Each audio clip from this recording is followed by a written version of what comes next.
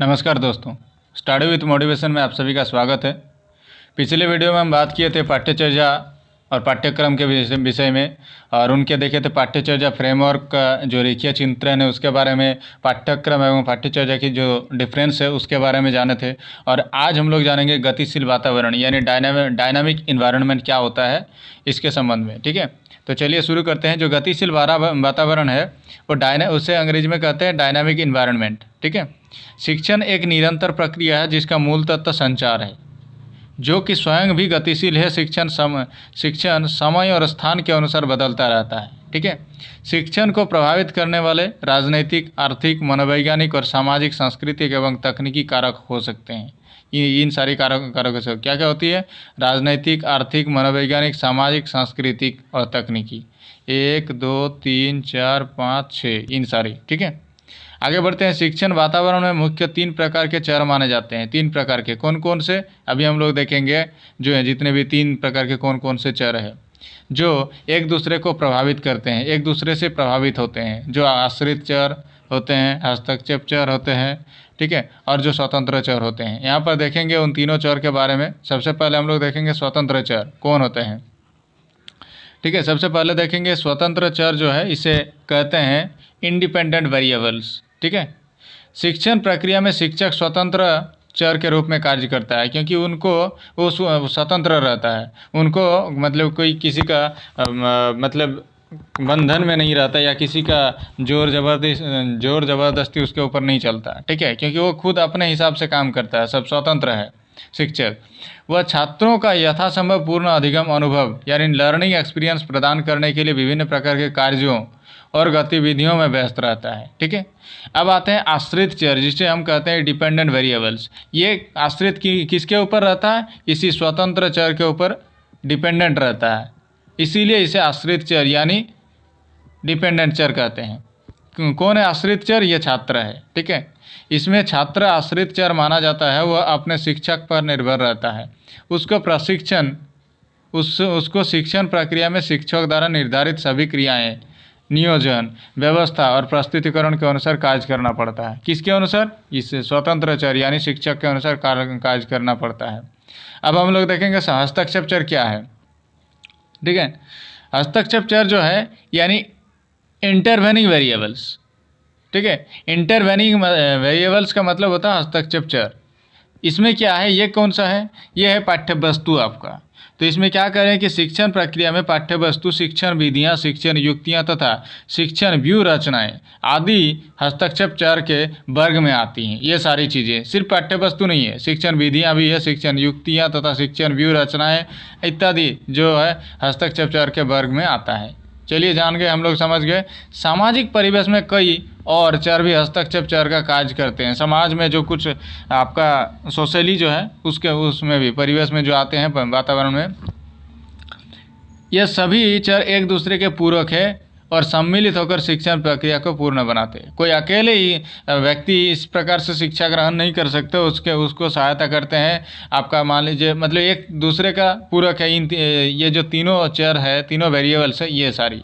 और इसके अलावा अगर कहा जाए तो ये जो एनवायरनमेंट है ये भी आपका हस्तक्षेप चर के अंदर ही इसी प्रकार से आ रहा है।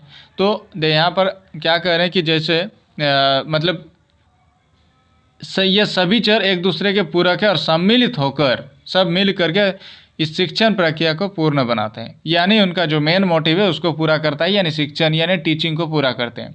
जैसे एक चिकित्सक सबसे पहले रोगी व्यक्ति का निदान यानी डायग्नोस का पहचान करके ही उसका उपचार आरंभ करता है। ठीक है, उसका क्या समस्या है उसको सबसे पहले पूछता है, जानता है कि किस प्रकार कैसे शुरू हुआ, क्या हुआ है, सब प्रकार के उससे जांच परख करना है। यही बात है, डायग्नोस करना। ठीक है, उसके बाद उसका उपचार करते हैं, उपचार आरंभ करता है और बाद में समय समय पर उसका अवलोकन करता है, ऑब्जर्वेशन करता है। ठीक है, वैसा ही कार्य एक शिक्षक द्वारा किया जाता है। एक टीचर का भी स्टूडेंट के प्रति वैसा ही कार्य करना होता है। तो शिक्षक यही सब करते हैं कि उनका सबसे पहले उनका निदान करते हैं कि क्या जानता है क्या नहीं जानता है। जैसे जानता है अगर कोई प्रॉब्लम है, कोई समस्या है, कोई जानकारी नहीं है, उसके जानकारी देता है यानी उपचार आरंभ करता है। फिर बाद में देखता है कि कितना सीखा क्या नहीं सीखा, उन चीज़ों का अवलोकन करता है यानी ऑब्जर्वेशन करता है। ठीक है, तो चलिए आगे बढ़ते हैं। शिक्षण का राजनीतिक वातावरण क्या है? शिक्षण का राजनीतिक वातावरण जो है हम लोग देखेंगे, हम लोग हस्तक्षेप चार भी देख लिए हैं। अब देखते हैं शिक्षण का राजनीतिक वातावरण। अब देखेंगे कि शिक्षण प्रक्रिया का वातावरण राजनीतिक व्यवस्था के अनुसार भी होता है। कैसे होता है, चलिए देखते हैं। निम्नलिखित अनुच्छेदों में इस बात को संक्षिप्त वर्णन किया गया है। शिक्षण प्रक्रिया का वातावरण राजनीतिक व्यवस्था के अनुसार भी होता है। कैसे होता है, कौन सा अनुच्छेद में क्या कह रहे हैं, ये हम लोग थोड़ा समझेंगे कुछ अनुच्छेदों के अनुसार। तो चलिए देखते हैं कि एक तंत्र शासन यानी ऑटोक्रेसी, एक तंत्र शासन को ऑटोक्रेसी कह रहे हैं और लोकतंत्र को डेमोक्रेसी। ठीक है, ये तो आप अच्छी तरह से समझते हैं। लोकतंत्र को डेमोक्रेसी कहते हैं और एक तंत्र शासन को ऑटोक्रेसी। हो सकता है आप पहली बार सुन रहे, अगर आप सुने तो अच्छी बात है और भी। चलिए ठीक है, इस व्यवस्था में शिक्षण प्रक्रिया शिक्षक प्रधान मानी जाती है। शिक्षक की बात को शिक्षार्थी बिना तर्क के स्वीकार करते हैं। कौन? शिक्षक की बात को शिक्षार्थी बिना तर्क के स्वीकार करते हैं। ठीक है, यही चीज़ होता है कि एक तंत्र शासन, यानी कुछ पूछेगा नहीं, जो बोला स्वीकार किया, ये एक तंत्र शासन है। अब आते हैं लोकतंत्र शासन में क्या होता है। लोकतंत्र शासन में इस व्यवस्था में शिक्षक और शिक्षार्थी के संबंध में मानवीय आधार होते हैं। मानवीय, दोनों एक दूसरे के विचारों को सम्मान देते हैं, क्योंकि जो स्टूडेंट है, जो शिक्षार्थी है, जो विद्यार्थी है, उसे भी अपने हिसाब से उसे सम्मान देना चाहिए।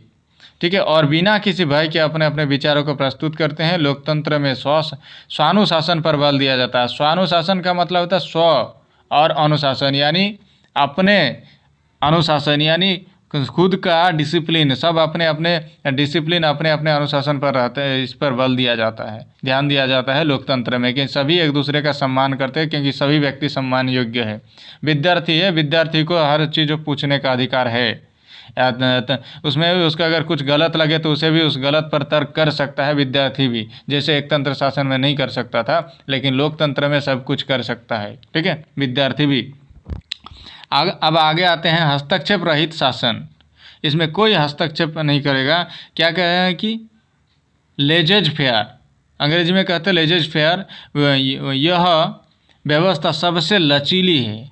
इसमें शिक्षक एक मित्र के रूप में कार्य करता है और छात्रों के अधिकतम सक्रिय होने के लिए अवसर प्रदान किए जाते हैं। ऐसे तो ये बहुत अच्छा है, लेकिन विद्यार्थी जो बहुत हल्के में लेता है, बहुत लचीला, मतलब इसमें कुछ कठोर शासन नहीं रहता है जी। कठोर आपको उसे कोई दंड भी नहीं दिया जाता है, यानी मित्र के भांति रहते हैं। तो मित्रों में कुछ खराब भी करते हैं कि वो ज़्यादा मस्ती करने लगते हैं विद्यार्थी, तो फिर ज़्यादा उसमें उसको शिक्षण नहीं हो पाता कभी कभार। लेकिन अगर अच्छी तरह से मित्रता रूप उसे समझा सके शिक्षक, तो उनका मित्रता सफल हो सकता है, उसे शिक्षा प्रदान करने में बहुत अच्छी ये काम आ सकता है। ठीक है, अब आगे आते हैं, हम लोग देखेंगे नेक्स्ट पेज में आगे बढ़कर शिक्षण के चरों के विभिन्न कार्य। शिक्षण में चरों के विभिन्न कार्य, हम लोग जो चर पढ़े थे, चर जाने थे, 3 चर है। एक स्वतंत्र चर है और हस्तक्षेप चर है, और स्वतंत्र चर है, आश्रित चर है और हस्तक्षेप चर। ये 3 चर हम लोग पढ़े हैं। अब हम लोग उन चरों के जो कार्य है उसको जानेंगे थोड़ा सा। ठीक है, निम्नलिखित अनुच्छेदों में नेट की परीक्षा के अनुसार शिक्षण के चरों का कार्य का वर्णन किया गया है। शिक्षण में चरों के विभिन्न कार्य, क्या क्या विभिन्न कार्य है देखते हैं। चलिए, निदानात्मक क्रिया, मूल्यांकन क्रिया और उपाचारात्मक क्रिया। ठीक है, किसके? ये शिक्षण के चरों के विभिन्न कार्य। इसका सबसे पहले क्या करता है कि उसका निदान करता है, यानी डायग्नोस करता है, पूछता है, जांच करना, इससे जांचता है कि क्या परेशानी है। उसका उपचार करता है, क्या दवाई दिया इसको, क्या इसके किस प्रकार की परेशानी है, उस प्रकार का उसको सॉल्यूशन दिया। ठीक है, यानी कोई अगर डॉक्टर की बात करे, डॉक्टर से पूछा, जांच किया, इसका क्या परेशानी है, उसका अगर कुछ दिक्कत है तो उसको कोई दवाई दिया, और उसमें लास्ट में मूल्यांकन किया, यानी किस प्रकार से वो ठीक ठाक उसका यूज कर रहा है, या मतलब दवाई खा रहा है क्या नहीं खा रहा। इस प्रकार से टीचिंग में भी अगर देखा जाए तो हमारा ये टीचिंग का ही है। Actually subject. तो इसीलिए टीचिंग में क्या होता है ना कि किसी विद्यार्थी को अगर कोई परेशानी है तो इसमें उसको समस्या है कोई विषय को समझने में, तो सबसे पहले जानता है कि किस प्रकार की समस्या नहीं है, मतलब समस्या है उसको, उसका बेसिक स्ट्रक्चर उसका जानकारी नहीं है, या थोड़ा बहुत जानकारी नहीं है, या किसी और प्रकार की दिक्कत है, ये सारी उनको पता लगाता है। फिर उसको उपचार देता है कि हाँ इसको कितना बताना है, कैसे बताना है और कैसे समझ पाएगा। लास्ट में उससे मूल्यांकन किया, हाँ कितना समझा, क्या समझा, इन सारी चीज़ों के बारे में उसका अवलोकन किया जाता है, मूल्यांकन किया जाता है, इवेल्युएशन किया जाता है। ठीक है, अब बात आते हैं इसको समझने के आगे कि निदानात्मक या नैदानिक क्रिया, इसे वही कहते हैं, मतलब एक ही बात है, निदानात्मक या नैदानिक क्रिया यानी डायग्नोस्टिक फंक्शन। यह कार्य एक मान्यता प्राप्त आधारित है कि हर छात्र अद्वितीय यूनिक है। इसमें एक शिक्षक की भूमिका ज़्यादा सक्रिय है, वह पाठ्यवस्तु और छात्र दोनों पर ही ध्यान देता है तथा इस बात का ध्यान रखता है कि छात्र को क्या आता है और क्या नहीं आता। यही चीज़ बताया गया कि उसको क्या आता है क्या नहीं आता है, इन पाठ्यवस्तुओं पर उसको मतलब जांचने के लिए, परखने के लिए नैदानिक क्रिया यानी डायग्नोस करता है बच्चों के साथ। ठीक है, अब देखते हैं दूसरा नंबर में उपचारात्मक क्रिया। ये क्या है? उपचारात्मक क्रिया यानी पर्सपेक्टिव फंक्शंस। ठीक है, निदानात्मक दृष्टिकोण से छात्र की कई कमियां शिक्षक के सामने आ जाती है। अगर निदानात्मक क्रिया अगर करते हैं, नैदानिक उसके साथ करते हैं, तो उनको पता चल जाता है कि किस प्रकार की बच्चे के अंदर कमियां हैं, शिक्षक को पता चल जाता है।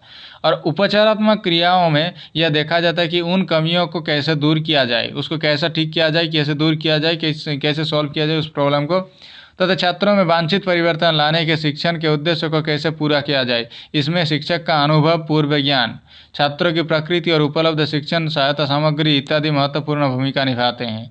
शिक्षक उसको कैसे ठीक करता है? उसका अनुभव के द्वारा, उसका पूर्व ज्ञान में जो भी उन्होंने अर्जित किया है, छात्रों की क्या नेचर है, उस बच्चे का किस प्रकार का नेचर है, कैसे समझेंगे, कैसे नहीं समझते हैं, उसको पता लगाता है, उसको समस्या समाधान देता है। उपलब्ध शिक्षण सहायता सामग्री, आपको जो विषय पर पढ़ा रहे हैं उसके पास आपको टीचिंग लर्निंग जो मटेरियल्स होते हैं उसके विषय में उससे समझाते हैं। और इस प्रकार की और भी कई महत्वपूर्ण चीज़ें रहते हैं जो आपका महत्वपूर्ण निभाते हैं किस में उन्हें उपचार करने में, उन्हें शिक्षण के सही रूप देने में। ठीक है, अब आते हैं लास्ट पॉइंट, तीसरा नंबर की मूल्यांकन क्रिया यानी इवेल्युएशन फंक्शन। इन क्रियाओं से यह जाना जाता है कि छात्रों के आचार व्यवहार में वांछित परिवर्तन आया है या नहीं। इसको इस अध्याय के बाद में मूल्यांकन प्रणाली यानी इवेल्युएशन सिस्टम के अंतर्गत वर्णित किया गया है। ठीक है, कौन सा? कि इन क्रियाओं से यह जाना जाता है कि छात्रों के आचार व्यवहार, उसका जो बिहेवियर है उसमें कुछ परिवर्तन आया है या नहीं आया है। हम जो सिखाएं, हम जो पढ़ाए हैं, हम जो अभी तक इतना समझाएं कि आपको अभी तक क्या समझ में आया और क्या नहीं आया, इन सारी चीज़ों का जो मूल्यांकन होता है यानी ऑब्जर्वेशन, जो इवेल्युएशन करता है, मूल्यांकन क्या समझा नहीं समझा उसी का, इसको इस अध्याय के बाद मूल्यांकन प्रणाली इवेल्युएशन सिस्टम के अंतर्गत वर्णित किया गया है। तो चलिए दोस्तों, आज के लिए इतना ही। मिलेंगे नेक्स्ट वीडियो में। तो अगर आपको जानकारी अच्छी लगी, वीडियो अच्छी लगी, तो आप हमारे चैनल को लाइक, शेयर एंड सब्सक्राइब करिए। और आज के लिए इतना ही।